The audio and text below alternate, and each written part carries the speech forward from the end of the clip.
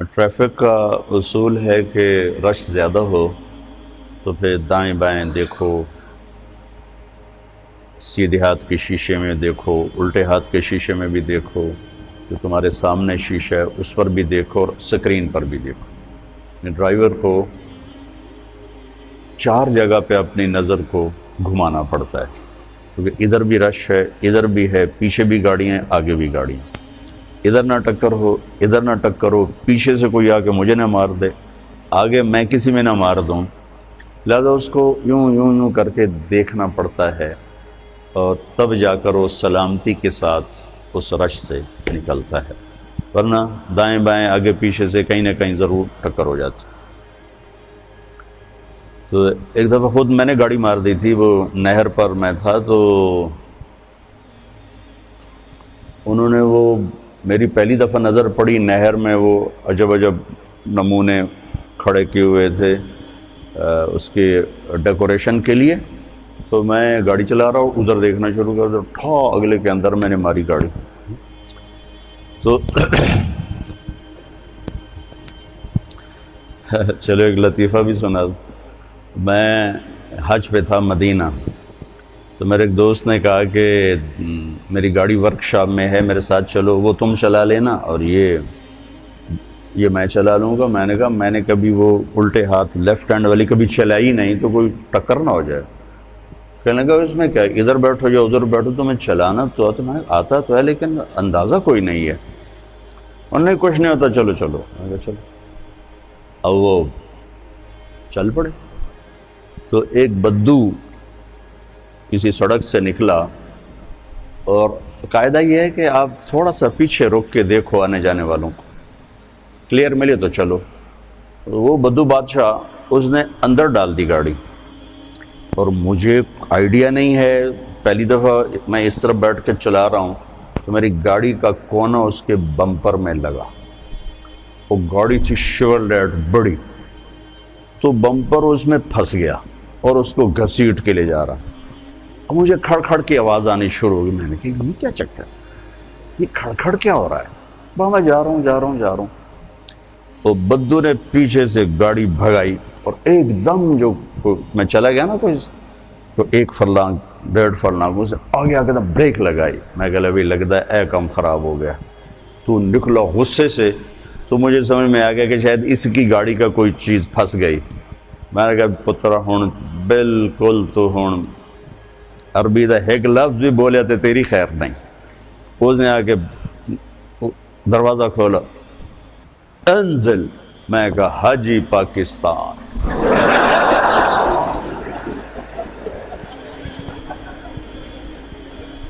اس نے پھر کہا انزل۔ میں کہا حاجی پاکستان۔ اور وہ غصے میں شروع، میں کہا حاجی پاکستان۔ اخیر وہ ہنس پڑا، کہنے لگا جاؤ۔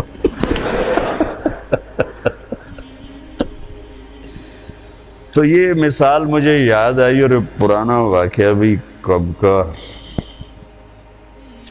92 کا ہے یہ واقعہ۔ یاد ہے آپ کا رش دیکھ کر کہ اب ٹریفک زیادہ ہے، اب آپ کو بہت احتیاط سے آپس میں چلنے کی ضرورت ہے۔ آپ کے استادوں سے ایک بات کر کے آیا ہوں، وہی آپ کے سامنے دہرا دیتا ہوں، اور یہی میرا مستقل موضوع ہے، مضمون ہے۔ میں تقریباً ہر بیان میں اس کو عرض کر رہا ہوں، نجی محفلوں میں بھی، انفرادی دعوت میں بھی، اجتماعی دعوت میں بھی، کہ معاشرے کی جو خوبصورتی ہے اس کا تعلق نہ علم سے ہے نہ عبادات سے ہے، اس کا تعلق اخلاق سے۔ عبادات ہماری بنیاد ہیں، اس مسجد کی بنیاد نہ ہوتی تو یہ کھڑی نہ ہوتی، لہٰذا عبادات کی اہمیت ایک اور لحاظ سے کہ وہ ہماری بنیاد ہے۔ آپ کی نماز اچھی ہونی چاہیے، خوبصورت ہونی چاہیے، آپ کو تہجد کا شوق ہونا چاہیے، آپ کی عمر ہے کہ اس میں آپ اپنی نیند سے لڑ سکتے ہیں، اپنے آپ سے لڑ سکتے ہیں۔ ہماری عمر تک پہنچتے شاید پھر آپ چاہیں بھی تو نہ کر سکیں، لیکن ابھی اپنے آپ کو، میرا ریمنڈ میں داخل ہونے کا جو شوق تھا نا، اس کی وجہ ایک طالب علم تھا، وہ تہجد مسجد میں آ کر پڑھتا تھا. تو مسجد میں بس آپ سے بھی کم لوگ ہوتے تھے. آپ تو میں نے سنا ہے 400 ہو گئے ہو، تو وہ 250-300 ہوتے تھے 1971 میں. ممکن ہے آپ سب کی پیدائش سے بہت پہلے کی بات ہے. وہ آ کے تہجد مسجد میں پڑھتا تھا اور اتنے خوبصورت نماز پڑھتا تھا کہ اس کو دیکھتے دیکھتے میرا دل کیا کہ میں بھی رائمنڈ کے مدرسے میں داخل ہو جاؤں. حالانکہ میری تو اس کے نہ کبھی سلام دعا اور نہ کبھی کوئی اس سے گفتگو. وہ تو جب رائمنڈ میں داخل ہوا تو اس کا پتہ چلا، سخی جان اس کا نام تھا اور افغانستان کا تھا وہ. تو اس کی خوبصورت نماز نے مجھے اس بات پر اندر ہی اندر تیار کیا کہ میں رائمنڈ میں داخلہ لے لوں. تو آپ اپنی نماز کو خوبصورت جتنا بناؤ گے آپ کی بنیاد اتنی مضبوط ہو جائے گی. نماز میں سستی ہوگی، جماعت کی سستی ہوگی، تکبیر اولیٰ کی سستی ہوگی تو وہ بنیاد کمزور ہو جائے گی. ہمارے ایک دوست تھے، دوست نہیں بزرگ تھے، میاں فضل احمد، بڑے ذمہ دار تھے. تو سارا دن مصروف رہتے تھے اپنی زراعت میں، کھیتوں میں. ایک دفعہ مجھ سے کہنے لگے، مولانا صاحب 18 سال ہو گئے میری تکبیر اولیٰ قضا نہیں ہوئی. 18 سال ہو گئے میری تکبیر اولیٰ قضا نہیں ہوئی. تو آپ تو ہیں ہی ایک چار دیواری میں، آپ کی کبھی رکعت جا رہی ہو، کبھی تکبیر اولیٰ جا رہی ہو. پہلی صف تو یقیناً چھوٹی سی ہے لیکن شوق تو ہو کہ پہلی صف ملے. تو یہ اس میں کمزوری آپ کی بنیاد کو کمزور کر دے گی.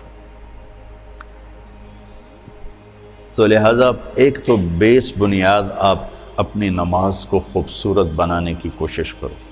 یہ آپ کے کردار پر بھی اثر انداز ہوگی. ان الصلاۃ تنہی عن الفحشاء والمنکر ولذکر اللہ اکبر.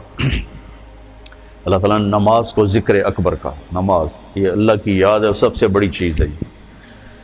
تو نماز ہماری بنیاد ہے. پھر قرآن کی تلاوت، اس میں بجری بھرنے والا، سیمنٹ بھرنے والی، لوہا بھرنے والی چیز ہے. صبح شام کی دعائیں، تنہائی کا ذکر یا چلتے پھرتے جیسے بھی قابو میں آئے، یہ اس کو مزید مضبوط کرنے والی چیز ہے. جب آپ کی فاؤنڈیشن مضبوط ہوگی تو اس پر آپ ساری زندگی کی بنیاد کو قائم کر سکتے ہیں. تو آپ مختلف شاخوں سے آئے ہیں، کچھ یہاں والے بچے بھی ہیں.